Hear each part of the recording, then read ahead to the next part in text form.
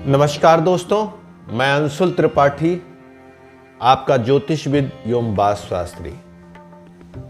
समय समय पर हम आपको आने वाले त्योहार एवं वास्तु से संबंधित कुछ वीडियोस देते रहते हैं।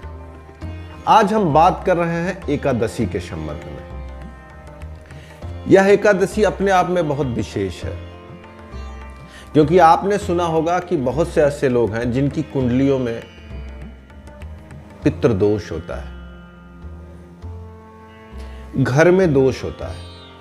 यह एकादशी अपने आप में कई गुण समेटे हुए है। सबसे पहले हम डेट बता देते हैं, 25 दिसंबर 2020, दिन शुक्रवार, पूरे दिन एकादशी तिथि रहेगी और सभी लोग यह व्रत रख सकते हैं। एकादशी की जो कहानी है उसको सुनने से बड़ा महात्म होता है और कहा जाता है शास्त्रों में कि बहुत ज्यादा पुण्य प्राप्ति होती है। यह कहानी मुझे भी बड़ी प्रिय है। मैंने सोचा आपको डेट के साथ साथ इस कहानी के बारे में और आपको पूजन की विधि की संक्षिप्त जानकारी जरूर दो। तो सबसे पहले इस कहानी के बारे में हम आपको संक्षिप्त में बताते हैं। युधिष्ठिर भगवान श्री कृष्ण से ज्ञान की चर्चाएं करते रहते थे। एक दिन उन्होंने भगवान श्री कृष्ण से कहा कि आने वाली मार्गशीर्ष शुक्ल पक्ष की एकादशी का क्या महत्व है। भगवान श्री कृष्ण ने कहा, युधिष्ठिर, तुमने विषय बहुत अच्छा चुना है। यह एकादशी अपने आप में बहुत सारे गुण रखे हुए हैं। इस एकादशी को मोक्षदा एकादशी के नाम से जाना जाता है। मोक्षदा नाम से ही प्रतीत होता है कि मोक्ष देने वाली है। भगवान श्री कृष्ण ने कहा कि इसकी एक कहानी है, मैं जो तुम्हें सुनाता हूं। बहुत समय पहले एक राजा थे, चंपक नगर में, और वो बड़े अच्छे और प्रजाप्रिय राजा थे। अपनी प्रजा का पूरा ध्यान रखने वाले थे। आध्यात्मिक राजा थे, ईश्वर के प्रति उनकी गहरी श्रद्धा थी। एक दिन रात में सो रहे थे कि उन्होंने सपना देखा कि उनके पूर्वज पीड़ित और परेशान हैं, रो रहे हैं, याचना कर रहे हैं राजा से कि तुम मुझे मुक्ति दिलाओ। नर्क की इस आग से हम ऊब चुके हैं, हमें किसी तरीके से मुक्ति दिलाओ। राजा ने यह स्वप्न देखा और एक भय के साथ उठे और मन में गहरी चिंता हुई।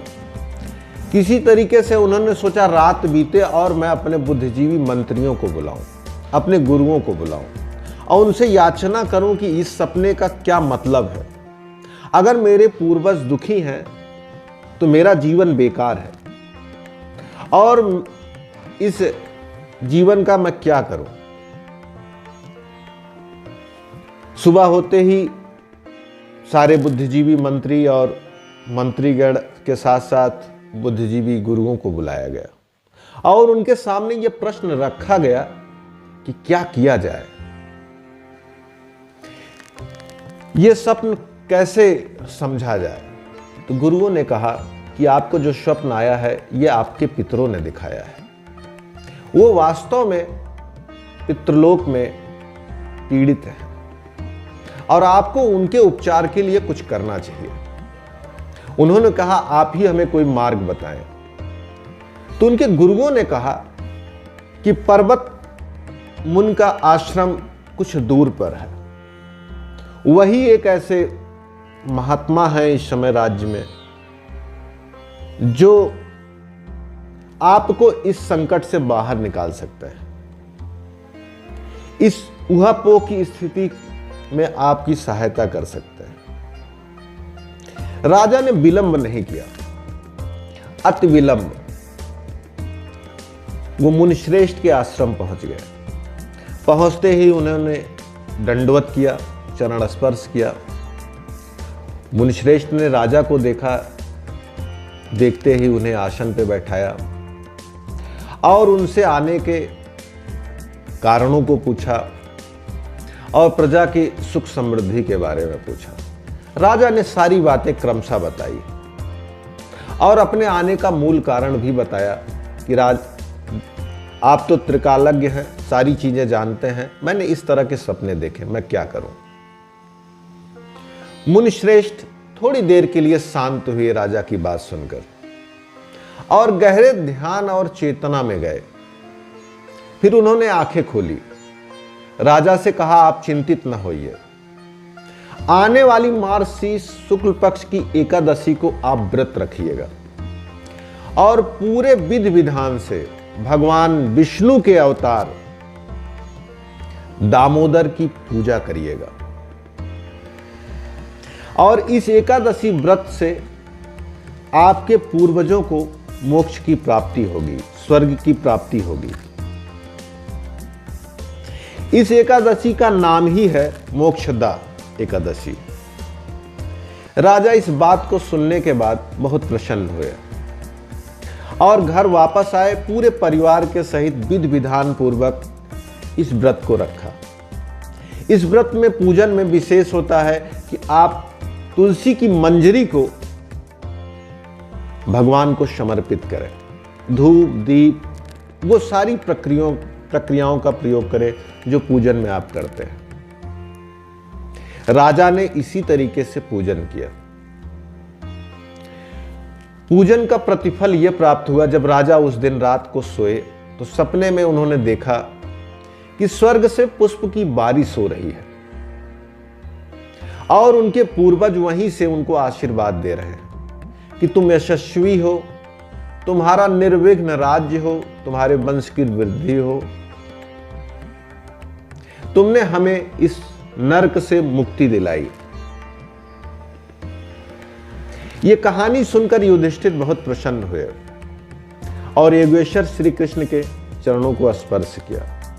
उसी समय से इस एकादशी का बड़ा महत्व है। आपने भी इस एकादशी के व्रत को किया या इस कहानी का श्रवण किया, आपको भी पुण्य फल प्राप्त होंगे।